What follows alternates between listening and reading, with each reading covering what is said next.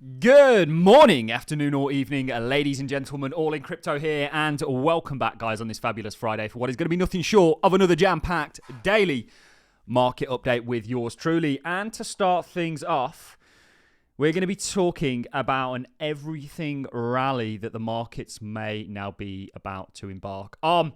We're going to be looking at a take from a hedge fund manager of... Is it EMJ Capital, Eric Jackson, talking about what may be about to take place for the markets and why he believes this could be the case. Now, this would certainly align with technically what we're looking at across the board, whether that be the continuation patterns we're seeing in the stock market. Remember the S&P, Nvidia, US 100. Also, if you look at the Mag 7, very much primed for a rally to the upside.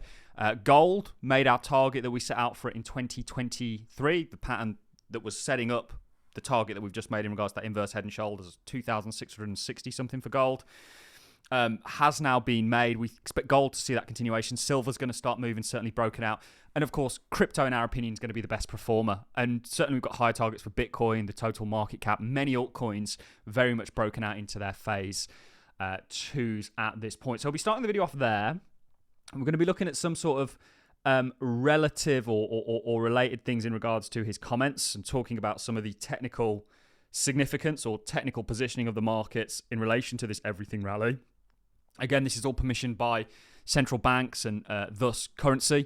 We saw such a great example, and it really is a great example in regards to the yen carry trade unwind. What that really highlighted for me, and we've used it for, is to show people the effects of a central bank in regards to interest rates, manipulating a currency, and thus the markets. When you look at markets, and really the great game here is, and Warren Buffett knew it so well, that's why you have that famous picture of him laughing with all the politicians and bankers. The great game is proliferation of the fiat systems. That's why things just go up and up and up. That's why your grandparents bought their house for probably a couple of grand and it's now worth $500,000 or something like that. If you're kind of lucky-ish, I guess. But that's the great game. This is why everyone should be invested, and there's going to be a continuation of that. And ultimately, this is why markets are so sensitive to currency manipulation, is because it's what they're priced in. And when there's strength going into a currency, that typically means it's coming from somewhere, i.e. out of the markets. And the Fed is about to do the opposite of what the BOJ did. We'll talk about that a little bit because we've got the ECB. We've got US PCE yesterday, which came out quite positive, and we've got the ECB essentially now expected to cut rates. And we've also got to look at Gary Gensler's appearance on CNBC. So strap yourselves in, guys. We've spoken about what we're going to speak about now for 2 minutes. Let's talk about the everything rally, which we're very much on board with. So this is from the Market Insider, a publication I'm not familiar with. We could be in for an everything rally. Stocks are mirroring the early days of one of history's biggest bull markets, hedge fund manager says. Hedge fund manager Eric Jackson believes an everything rally can take hold in the stock market. Now, this is just an opinion piece, but an opinion piece we're going to back up with technical analysis. Jackson compared the current economic environment to the 1982 bull market when rates dropped and the economy grew. Interest rate cuts, economic growth, and yield curve changes favor risk assets, according to Jackson. And of course, this is the period that he's talking about here. You can see we've got the Fed funds in black and the S&P. As they started to lower interest rates for the first time, you can see what the markets then went on and did. And I think it was it 1994 when the S&P had its first ETF, I believe. And is Bitcoin about to embark on a similar journey? Certainly we'll talk technically about how the markets are positioned and how it kind of aligns with this theory Jackson is putting forward. The stock market's relentless higher rise could turn into an everything rally, according to hedge fund manager Eric Jackson of EMJ Capital. In an interview on Tuesday, Jackson told CNBC that the current environment of economic growth and interest rates is reminiscent of the early days of the 1982 bull market, which is one of the stock market's best performing advances of all time. The first 12 months of the 1982 bull market saw the Nasdaq soar over 107%, according to Jackson. The last time that yield curve was inverted for so long and then firmly broke out to the upside the way that we've seen recently in a economic environment where rates are coming down was August of 1982, Jackson said. Let's just pivot in regards to rate cuts for just 1 second. We've destroyed the idiosyncrasy. Don't just be a dodo. Don't just hear somebody say something and then regurgitate it and believe it as gospel. Go and do the work for yourself. We've been very against the pivot narrative being negative for the market. There are circumstances, the 2 out of the past 14 being the dot-com crash and, of course, the mortgage-backed security crash of 2008, where the markets didn't do well under rate cuts because they were cutting to stimulate the economy in that. Now they're cutting not because one of those events has happened, because they want, inflation's where they need it to be. We'll talk about inflation in just a second in regards to PCEs. And ultimately, they can cut, and they're ultimately wanting to kind of goose the economy or see the economy doing well, going into elections, so on and so forth. This is a great environment for the markets, and this is what Jackson's sort of talking about. This is the past 14 times they've cut rates and the 12-month return of the S&P. Of course, this also includes the sort of 1980s 20% return. He's obviously talking about 1982 here. He goes on to say, he added, and when that happened, there was a stock market rally which lasted 10 months. The NASDAQ went up 107% over those 10 months. So I think we could be in for an everything rally. We very much agree. That means, according to Jackson, everything from small cap technology stocks to mega cap stocks will rally higher. Now, we absolutely agree with this. We looked at an interesting post. Who is it? This is from Zero Hedge. This is a continuation pattern that the Mag 7 is essentially setting up. Of course, we've spoken at great length about Bitcoin and why we think that's going to do well. He talks about small cap stocks, IWM. We were very early on this call. We used Stan Druckenmiller as a call to be bullish on stocks more broadly. Phase 1 base, breakout into phase 2, breakout retest, ready for that continuation. This is going to rally. When we look at the likes of the S&P, there's continuation patterns for the S&P. You can see this calling up here that's going to take the S&P to 6,242. We looked at the US 100. I'll bring the screen back to me here. You can see we looked at a continuation pattern here that's likely going to take that even higher. You've got the likes of Nvidia that's likely setting up for continuation, MicroStrategy. You name it, guys. The stock market is setting up for a pretty epic move to the upside. And we actually have some stocks, got lots of stocks. We've spoken actually about stage 2 stocks. So Robinhood's one that we called looking to go into the break. Spotify's one we called right down here using our sort of market mastery techniques. Got lots of stocks, breakout retest, ready for that continuation to the upside. Lots of them.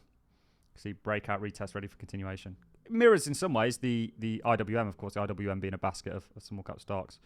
You can see we've got breakout on C Limited. Many of these, a lot of you wouldn't have heard of. Iris Energy, Toast, looking good. So we very much agree with what this individual is saying. He goes on to say, the combination of interest rate cuts from the Fed, resilient economic growth, which we're seeing, and the uninversion of the yield curve is overall favorable for risk environments, especially if inflation stays subdued. We're looking at deflation, a massive downside for oil. When a similar scenario played out in the summer of 1982, the S&P 500 launched a 5-year bull market that delivered a total return of 229% and annualized gains of 26%, the second highest annualized gains on records according to data from First Trust. The uninversion of the 2s and 10s yield curve is significant because it has been negative territory for about 26 months, the longest in history.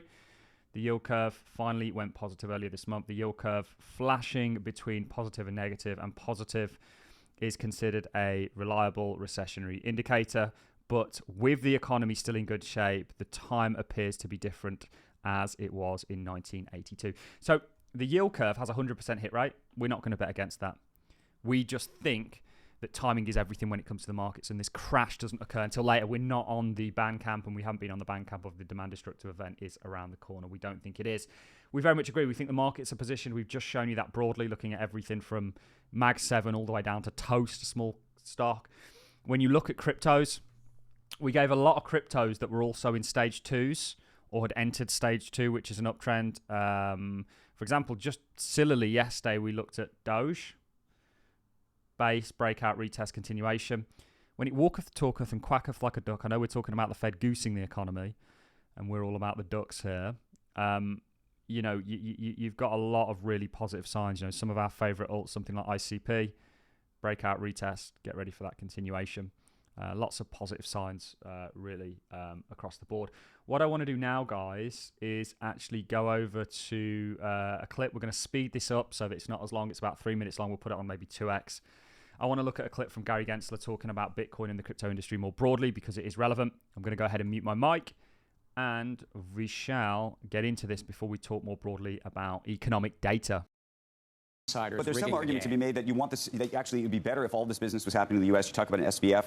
Obviously, that was taking place in the Bahamas. And, a lot of people were trying to do things in other places. If there was a real regime here that everybody could trust and we had established rules and there weren't these questions about whether you were going to go over the line or you're behind the line, where the line was, would that be better? I think that we do have those rules. So you think those lines exist. Then why do people in the industry say that they don't know what the rules are? Look, not liking the rules is not the same as that there aren't rules. I think there's a lot that have profited off of the public's interest in this field, but profited without the proper disclosures. And inherently, there's business models that have a lot of conflicts. And we've seen the results of that time in and time again. Outside of crypto and inside of crypto, we see what happens when there's so inherent conflict. So we've got 90 years of experience with this, Andrew. It works reasonably well. We've got the deepest, most liquid capital markets. We're trying to make them more efficient. What we're doing in the equity markets, I think you're warming up markets. to top tier crypto. That's my take. What's that? I think you're warming up to top tier crypto. I don't think you think it's a monolith. I think you think there might be some actual usage or benefit to top tier crypto. Could you say that recently you're evolving to where? Go ahead, Joe. Where are you on what's called altcoins? There's 15 or 20,000. Where are you, Joe? But you, when you came in, you said that I probably only own Bitcoin, and you act like that's okay for me because I don't own all the garbage. I think you were thinking. So I just get the feel. Garbage was your word. I know, but are you warming up the top? Huh? It was not that kind of a word that you Actually, right. Joe, for the public, used a stronger word than garbage. I did, but are you warming up to? Do you see that it's probably here to stay and something that could be useful?